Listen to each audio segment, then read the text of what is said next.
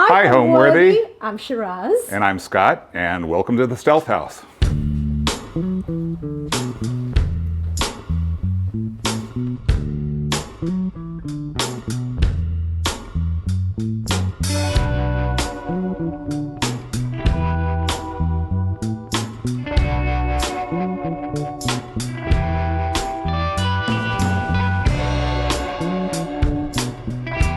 You're watching Homeworthy, where we believe every home has a story. Hi, I'm Shiraz Bakshai, and I'm an esthetician. And I'm Scott Specht, and I'm the architect of this home. So for the Stealth House, it started many, many years ago. You know, every architect has the projects they do for money and for clients, and then they have projects that are on the boards they do for themselves. And we've done a number of those in the past, and this started as a experimental project. Just did it for our own gratification, I guess you say.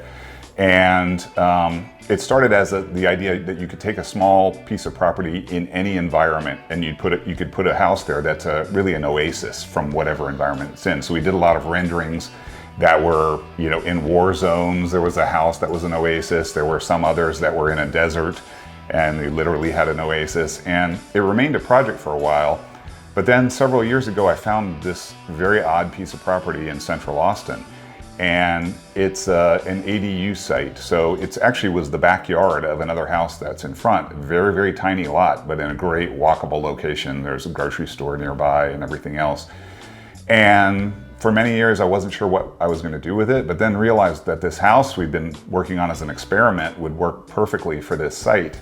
And at that point, decided to go ahead and build it. And you know, the windowless nature of the house, the fact that it looks on interior courtyards as opposed to these other houses that are, you know, 10 feet away, makes it really perfect for this site. So the basic concept of the Stealth House is it has no exterior windows at all. It's basically a wall of corrugated Corten steel, and Corten rusts naturally and then stabilizes, so it ends up with this beautiful sort of orangish rust patina that will last for hundreds of years.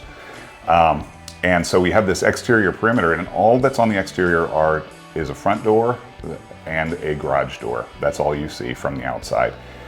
So it really becomes this very secluded fortress, and it's on a site where we used every square inch of the property. The exterior walls are pushed right to the setback limits, so it makes the most of the piece of property. Then when you come inside, by the rules in Austin, you're only allowed 1,100 square feet for any ADU, and we went right to that limit. So this is an 1,100 square foot house.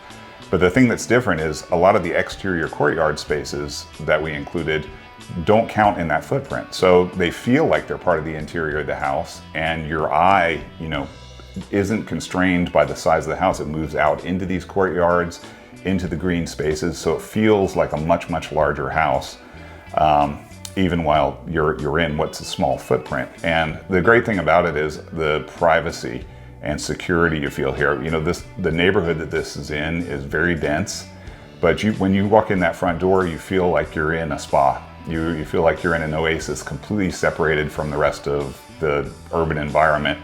But it has the advantage of being very walkable. We're 2 blocks from a grocery store, a block from a coffee shop, so you get the best of both worlds with this.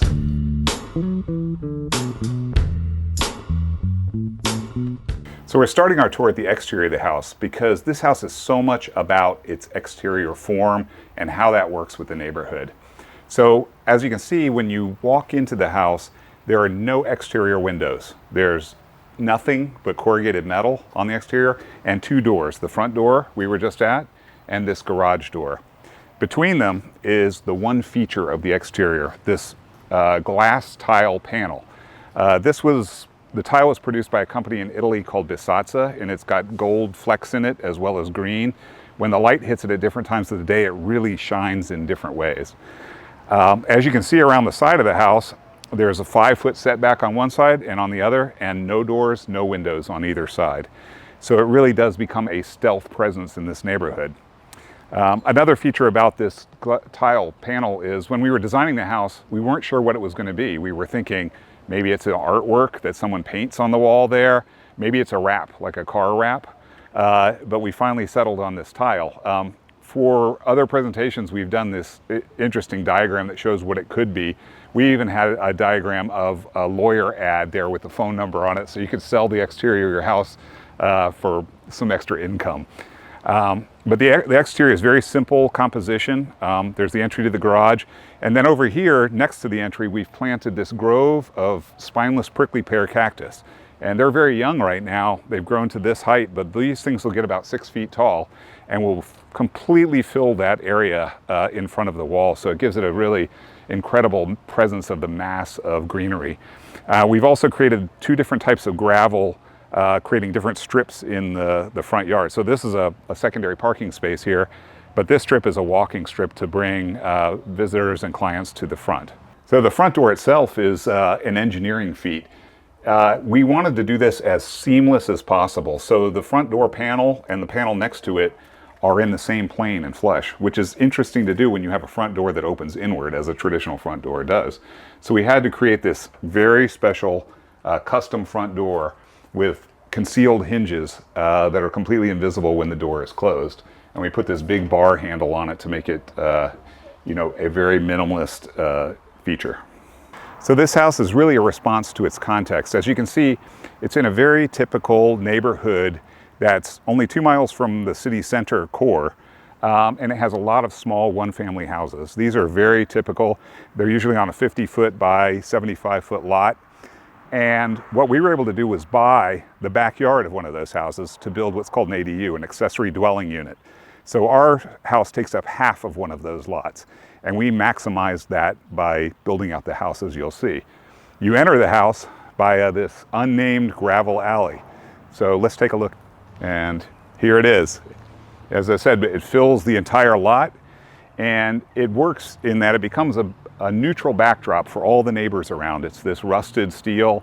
It doesn't become an obvious presence. It's a nice backdrop for all the neighboring yards and has a minimal presence on its surroundings. So for the interiors, one thing that was really important to me was color. And Scott agreed, which was great. So we put in a lot of color, as you will be able to see later, with the rugs and the cushions and the backsplashes, and also in the paintings we have a lot of color in this house. And so that was my contribution, all the little touches. And yeah, most architects, and in the work we do for the real world, a lot of it is very minimalist. That we have a lot of clients who really love that. But for our own house, we had a kind of a mix of cultures and a mix of thoughts about that. And a lot of times architects tend to be dictatorial, and it's like, we're going to live like this. We're going to have nothing on the walls. And it was great actually to work together in a way that satisfied both of us. So, there are details in this house that are very architectural and very classic modernism, you might say, and in the way things are put together. But then we infuse that with materials that you normally don't see in a modern house. Things like this, a patterned carpet of this sort, or wallpaper made out of reeds and wood. A lot of very personal things that work their way into it. We both are very happy with the results. We are. The process for building this house, it ended up taking about 1.5 years total, from the start of drawings all the way through construction, and a lot of that was hampered by supply chain issues that were happening after COVID, and so there were delays in the process there. But it actually was a very easy, straightforward build. The house maze is unusual in the way it's programmed, the way it works. It's not like any other typical house, but the construction techniques and materials are very typical. So the build was very easy. And one of the things I was worried about the most, which is this is very unusual from a zoning and code standpoint. For instance, most bedrooms require windows that are operable in case of fire, so you have to escape through an operable window. This house has no operable windows, and so we got away with it in some very unusual ways. We have in the bedrooms these full wall curtains that go all the way across on one wall of each bedroom, and hidden behind that is a fire exit door. And it's not visible from inside the house, and it's barely visible from outside the house. But in case of fire, it's probably the safest thing you can have is a door straight to the outside, but heavily protected. So I thought it would take a long time to get through the building department and get approved for this, but they actually loved it. And it went right through very quickly. The build was straightforward and smooth from there. And yeah, it was interesting. The crew we put together too was interesting, is that the builder of the house used to work for me as an architect, and he decided he'd had enough of sitting behind a desk working at a computer, wanted to get his hands dirty. So this is his first job. I gave him his first job building this house. And the great advantage of that is he did a really wonderful job, because it was a showpiece of his mastery of carpentry, let's say, and we got him for a good discount. And it was similar in the cabinetry you see here. That was a friend who wanted to start a cabinet shop, so we gave him his first job doing a major cabinet shop. So I liken the whole thing to an Amish barn raising. You know, it's a bunch of friends getting together to put the thing together. Right. And it happened to work out really well. So like every other architect, we submit every project we do for awards. And this one has really won the trifecta of awards. It's got National AI Award. It got a state Texas Society of Architects Award, and it got an AIA Austin Award of Excellence. So it's rare for a project to get all three of those. And in addition, we have a number of other ones, Architizer A+ Award, and a whole host of other publications. So it's been really wonderful to get the recognition for the house for something that was so personal.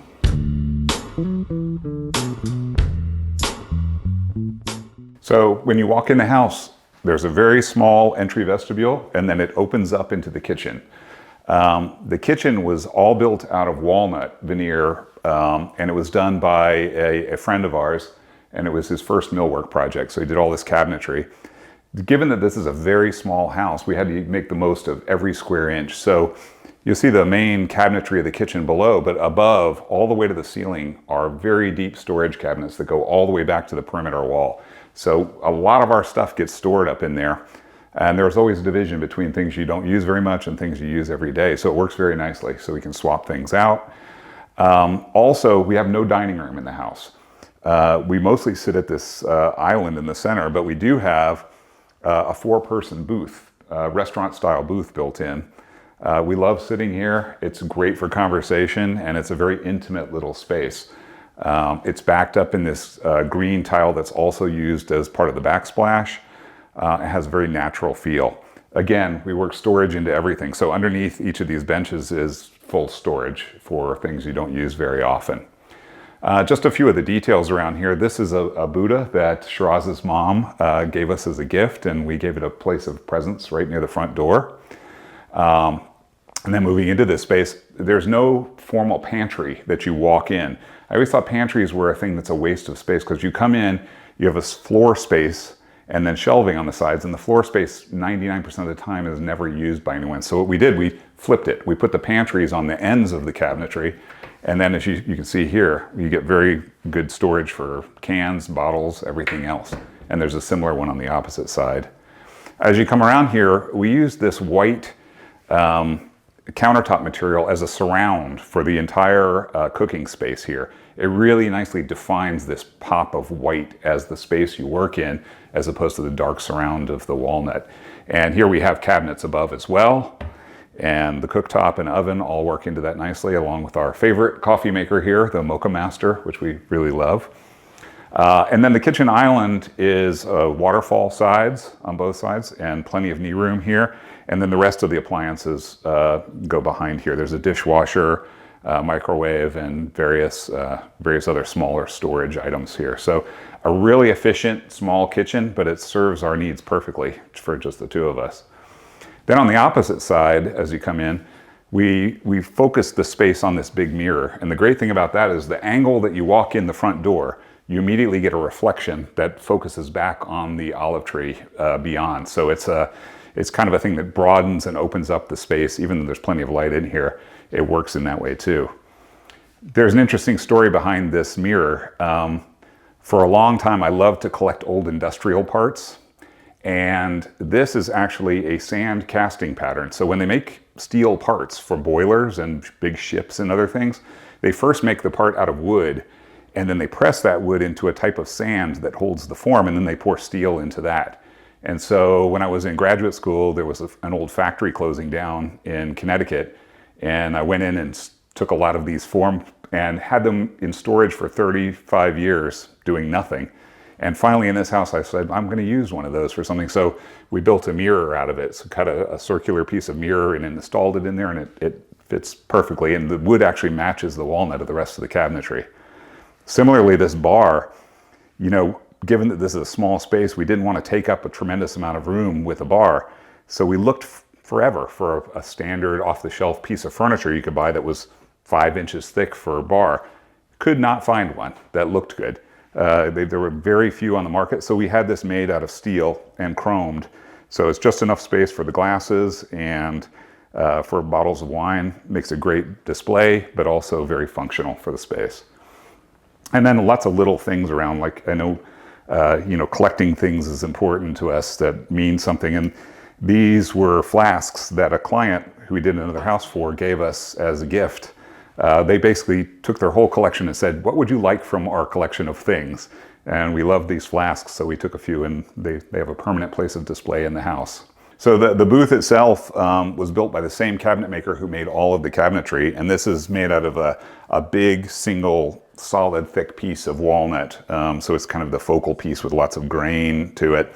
And the cushions were done by a local cushion shop, and they were attached to the walls, so gain the most space there, and you get this nice slot of space between the cushion and the walnut, so you can kind of see it continuing past.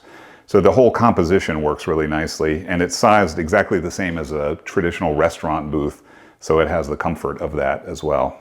So the kitchen becomes kind of an introductory space to the house, but then it leads directly into the courtyard, which we see as the heart of the home.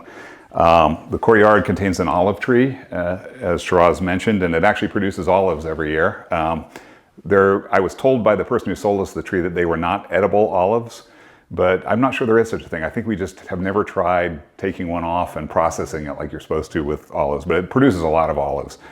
The ground cover here is called lyrapy. It's the whole idea behind the courtyard was no maintenance. We just really didn't want to have to do anything to it. So there's no mowing of this. It's pretty self-maintaining, and the only thing that has to happen is the olive tree needs to get trimmed up every year in the fall so that it doesn't start to brush against the glass. The glass we used for this is interesting, and a lot of people ask us, does this open up? Does it, you know, do you have indoor-outdoor space? And we certainly could have done that. In Central Texas, there are only a few days a year that you're actually going to use that. It's either too hot or too cold. Usually it's too hot. The other thing you do is when you have an operable system, you have lots of tracks and frames, and it gets a heavy look to it. So what we did, we just bought the glass units themselves, the insulated glass units, and then we had custom-made frames that were sunk into the ceiling and into the floor. So you get almost minimal, only these verticals show up. And so it's a minimal frame. You get better view to the exterior, and it really becomes something you look at, an expander of the space, as opposed to something you go out to. So an outdoor space doesn't have to be a thing you go out and hang out at. You know, Shiraz and I are neither the kind of person who do that. So it works really well for us. So my mom was an esthetician, and a really good one. And since the age of 13, this is what I wanted to do. And I just followed her path, and I truly love it. I would like to think I'm really good at it. And yes, and I've been doing this in Austin since '99. So a long, long time. And I've been an architect for my entire professional career as well. So I started about 30 years ago in New York and worked for a number of other fairly well-known architects, and then started my own firm in New York, and then got an offer to come to Austin, and took it and started the firm here, and for a while operated in both places, but then recently have consolidated the firm in Austin as the headquarters, and recently took on a partner, Jacob Novak, so we're Specht Novak Architects now. Yes, since I've been pretty young, I've enjoyed interior designing. I don't know if I'm good at it, but I've always enjoyed it, and my mom can testify. My mom can testify to that. In my parents' home, I enjoyed it too. So yeah, always wanted to do that, and then had this opportunity. And it works out well because the work she does on brows and, you know, very small features of the face, you get an eye for detail, and that shows here. You notice the tiniest misalignments of things, yes, and that I wouldn't even notice as an architect. So it worked out great.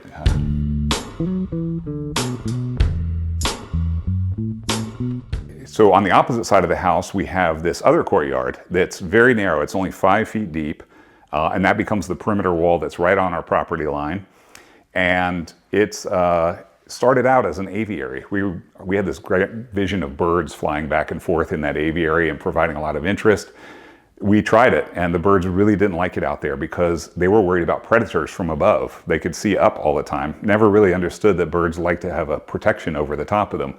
So what we did instead, we planted a tall bamboo that will eventually grow to the height of 8 feet. So you can see the tallest piece out there, and this will be just a green wall on this side.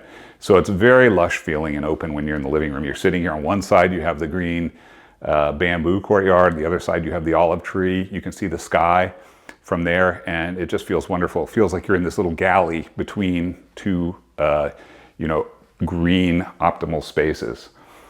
Some other things about the living room here, we use the same cabinet maker to do this, so it blends seamlessly into the kitchen, and sized it exactly for a TV here and then a display cabinet on the side. Now, one super interesting detail that I love, this is probably my favorite detail in the whole house, is the fact that a lot of times when you have a wall of windows, it's always odd when it hits a wall and just stops that view. So what we did here, we put a very narrow piece of mirror, and it has the illusion effect when you're sitting on the couch of that window wall just continuing on and extending beyond here, in the courtyard the same way. But you never see a reflection of yourself in that. So love these little tricks where you extend space with various means, even using mirror, but in a very, very subtle way. Some of the other items here, a lot of this we just bought and composed, from various sources. The stand for the light back here is from the same factory that produced the mirror on the other side. So when we loaded up that truck with sand casting formworks, we got that as well. But then bought these lamps recently to place on top, and it all flows really nicely together in the composition. The couch we had picked out before the house was designed. So we knew we wanted a couch and that it had a back height that was this dimension. So you can see here the sill of the window matches exactly the back height of the couch. So it all fits together as a perfect piece and makes a really nice corner transition that can seat a lot of people. This is a big couch. And the other elements that are around it were all worked in to go with it. The carpet here has a feel of a traditional Persian rug, but not really. It's a sort of an updated, abstracted version of it. Shiraz's background is Persian, so it fits with that and has the color palette that works with the rust on the outside, the blues and greens we have everywhere else, and all the elements were worked into that.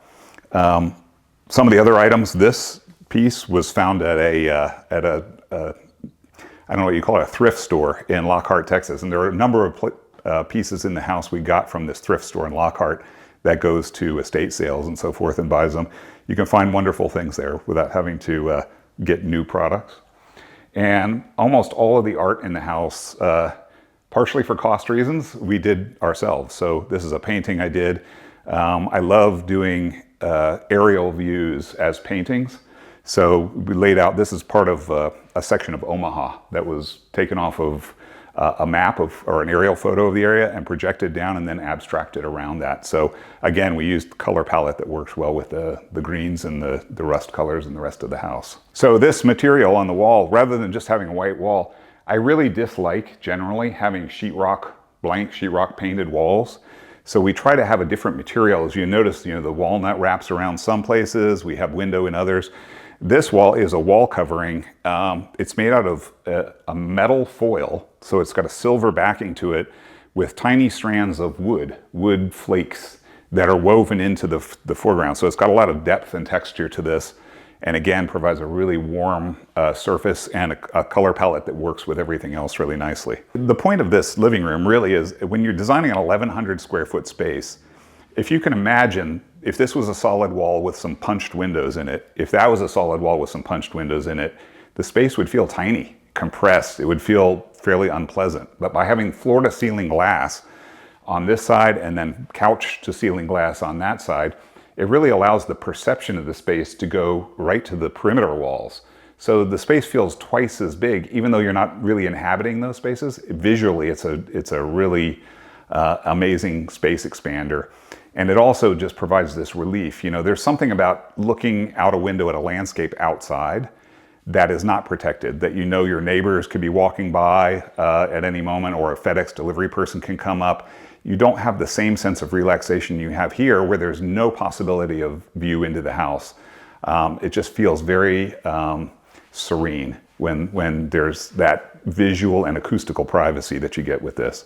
So the house was done on a budget. I really wanted to keep the cost as low as possible. So you'll find in the house a blend of very high-end things, like the Bisazza tile we use on the exterior, which was worth us to pay a little bit more for.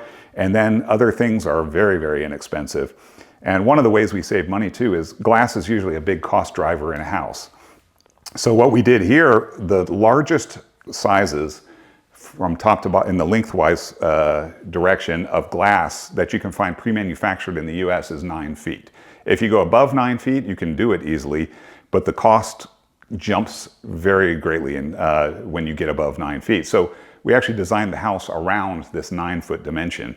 The ceiling is at 9 feet. And for a lot of people, that they hear the number 9 feet and it seems low. You know, most modern houses we do now have 12 foot, 14 foot ceilings. But when you have a tiny footprint like this, the 9 feet in proportion feels perfect. So it worked out really well for us and saved a tremendous amount of money. Another feature of the ceiling is a thing that's not really looked at a lot, but the details. These vents in the ceiling are your air conditioning vents, and we always make it a point to do flush vents. So you don't have a lot of frame or trim. It's really just these narrow slots that have a minimal impact.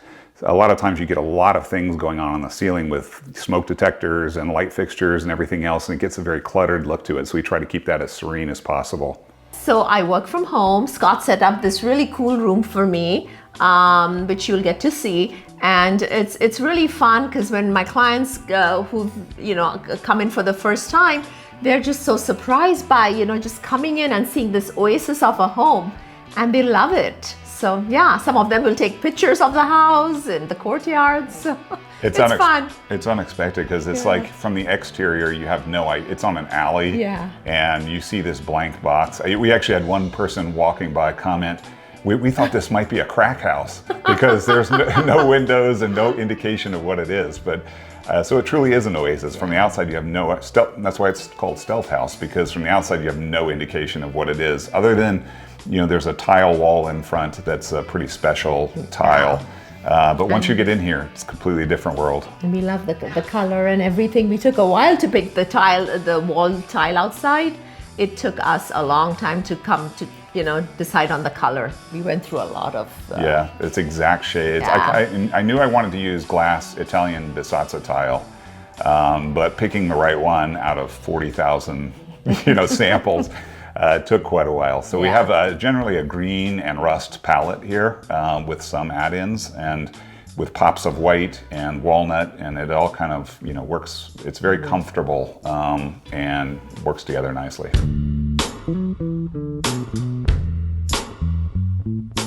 And as you progress back through here, we're entering the primary suite area, and it's completely closable from the rest of the house by a pocket door here that tucks in.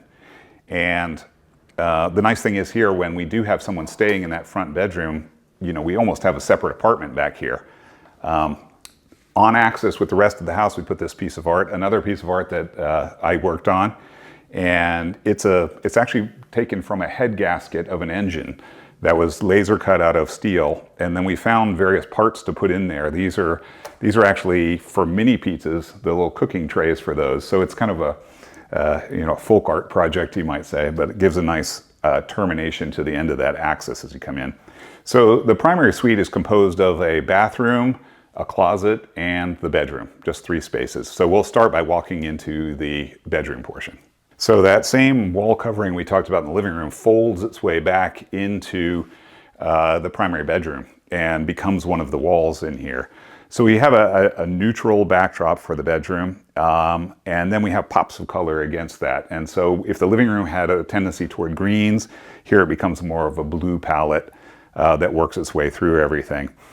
The bedroom is small and was sized around a king-size bed, so we have just enough room to comfortably walk. So it's very simple here. Right centered on the bed, we have a TV wall, and then on either side, the whole rest of the room is glass. So it focuses back out on the same courtyard where we see the olive tree again, and again, floor-to-ceiling glass.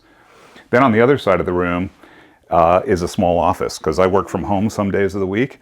It looks tiny, but it actually this desk pulls out and folds down and becomes a fairly large workspace, and it really works perfectly for what I need when I'm here. Just a few of the details. This cabinet is an IKEA hack. These are IKEA off-the-shelf cabinets, but we customize them a bit by taking the same wallpaper that's on the wall and wrapping it into the back of the cabinet so it really feels like it's a continuity of the space.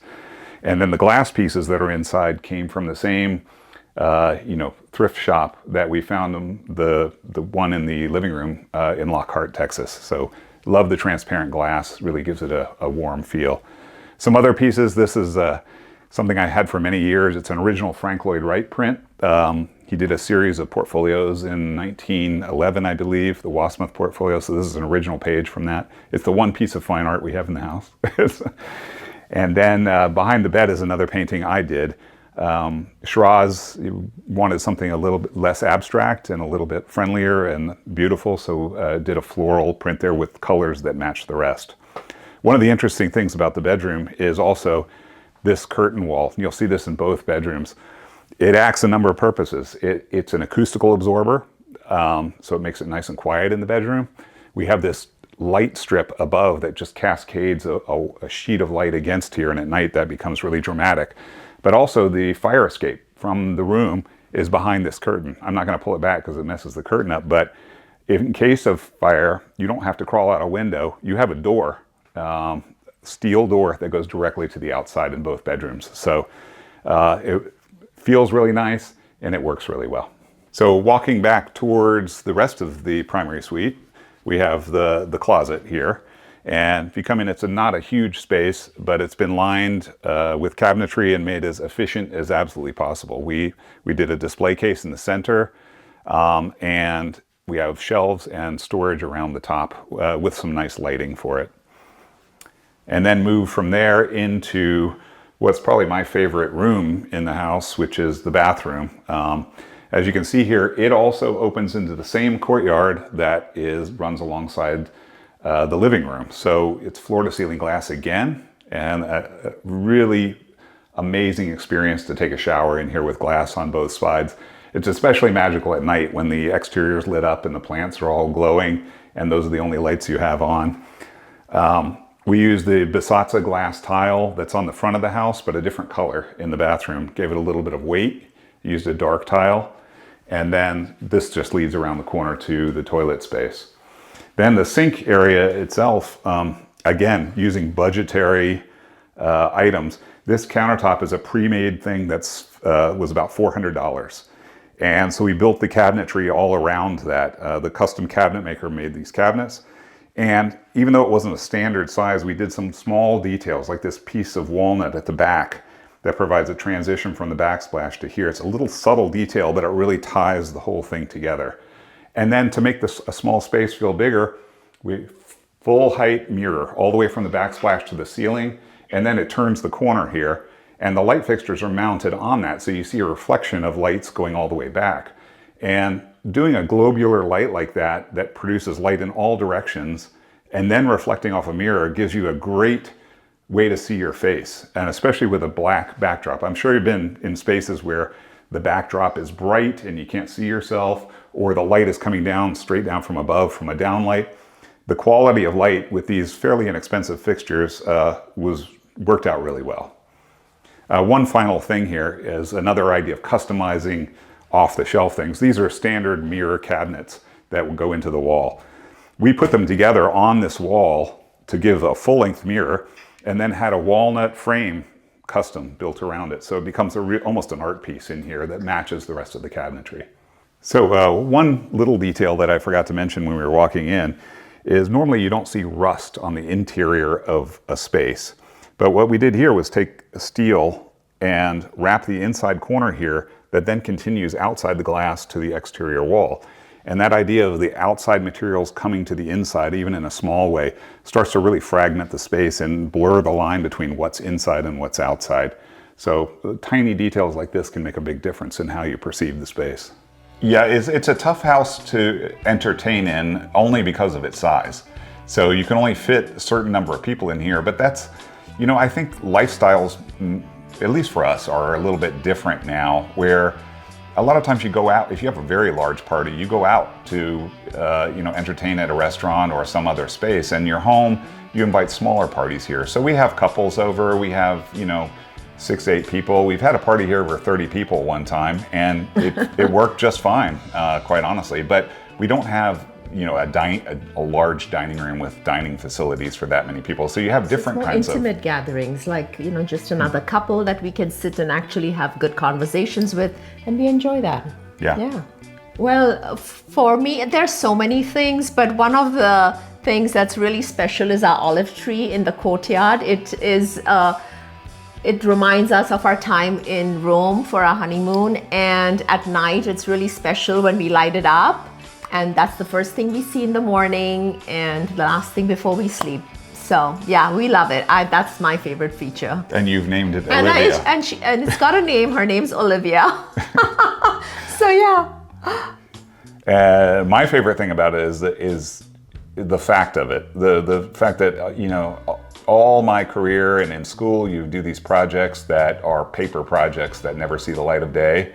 And this is the one chance you have to build your ideal project. And the fact that other people seem to love it too is very, very gratifying. I think that's the idea was scary to build this because it's not a typical house, and there was worry about resale value. You know, there's always this worry is like, is anybody else going to want this thing if you do it so personally to your needs? And kind of didn't throw it out the window, put it aside in my brain when doing that, and was hoping it'd work out. And luckily, we really love it here, and it feels wonderful. I would agree with Shiraz that the nighttime feel here is magical. Yes. The tree all lit up, the bamboo lit up. It's just beautiful. It really does feel like you're in a different place. And I'm really proud of his work. I will say that. I'm very proud of my husband's work. So yeah. Very sweet. So heading back towards the front of the home, I will hand you off to Shiraz, who will tell you about her studio. Hi, I'm Shiraz and welcome to my studio.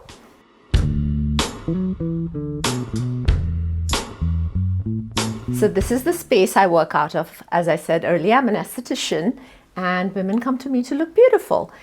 Here are some products that I personally love and use, and that's the only reason I carry them, and my clients can buy them. There are face oils and brow gels and face loofahs and body butters and body polishes, body oils, all the good stuff. I love Rachel's Plan B products, love Spa Cells loofah, my mom's brand of tinted brow gels, some of my clients' all-time favorite products. This space is a very special space for my clients because when they come in, they relax. I have music going on in the background. They have this beautiful view of the courtyard. They are completely relaxed, they say, when they come here, and depending on what they choose as their service, that's the amount of time I spend on them. I mainly concentrate on brows. That's like my favorite thing to do. And now I've started offering lash stuff. So brows and lashes, my thing. The rug here, I was incorporating more greens into the house. We both wanted that color. So another green rug down here, we just picked it up from IKEA one day while doing a walk through IKEA. We liked it, we got it. And then again, some plants to add a little bit of green and a pop of color. and easy care plants, because this room doesn't get too much sunlight during the day. So it's perfect to have plants that grow easy, not too much sunlight. And if you see in the corner here, we again have the wallpaper that's in our living room, bedroom, and just a little bit on the side here to make it nice and warm and perfect. So the curtain here, as you can see, has this ripple effect. Same as the corrugated metal outside. We have recessed lighting, the same thing as we have in our bedroom. There's just a wall behind here, and it gives this beautiful warm look to this room, and it all just ties in so well with the grays and the beiges and the greens. This is a little bathroom off the studio, because in case they need to use it. It has a beautiful view of the courtyard. We have some lovely things on the wall here, which are really, some of them are funny, some of them are cute. This is a print by Scott's friend, Denise Prince. It just makes me happy when I see it. And then this is done by Scott over here a long time ago, and I absolutely love it. Anything done by Scott, I love. And this is a fabric we picked up in India on our travels this March. And we cut it out, we framed it, and just to add a pop of color in our bathroom. And again, Bisatsa tiles in the shower, something lighter, more brighter. That's what we wanted here. And I forgot to mention, this room also doubles up as a bedroom in case Ivan visits, that's Scott's son, or my mom visits, and we pull it out. We pull out the Murphy bed, and it's perfect. We take this, we store it in our storeroom, my chair over here, and then these photos I have because it makes me happy to see them when I work and between work. So yeah, this is also my one of my favorite rooms in the house. I think honestly, it is the amount of personal input that you have into that house. Some people come to an architect and they say, I want a house, just do something for us, and you can do the interior design and we'll move in and it'll be great. The projects that we enjoy the most, though, are ones where there's an intimate connection with the client and back and forth about, we love this, we don't love that, and a lot of times the designs go through many, many iterations to get that perfect honing in on what makes you most comfortable. So I think it's kind of hard sometimes. It's almost like psychotherapy. You talk to clients and really get into what makes them feel wonderful when they come to a place. But it really should be a place where when you walk in, you feel that sense of relaxation and the worry drains out of you, and it's very much about comfort and about your life. So oftentimes that doesn't work with resale value, but I think it's worth doing. You don't get too many chances in life to build the place of your dreams, and you might as well take advantage of that. For me, I think the things we've collected over the years and have, displayed our photographs, that, our little travel things that when we travel, we pick up and we place on a special shelf in our bedroom. And, like things like this tree, and I'm talking about our home right now. So this tree and all the little things that we've collected over time in this home makes me feel like this is a special place for us. Yeah, if you want to get into this, there's whole architectural theories about this. There's, two different modes of modern architecture. There was Adolf Loos, who practiced, at the turn of the last century, who was like, a house should just be a shell that you fill with things that are important to you, your grandmother's dining table, and that's what makes it a home. Then there are other architects who are, like Frank Lloyd Wright, who saw the house as a total work of their art and mastery, and so they designed everything in it. You had to get rid of everything else from your previous life. So I think we tend towards the first Adolf Loos mode of the things you've collected over time and that are important to you really do make the house a place of your, a place that's for you personally.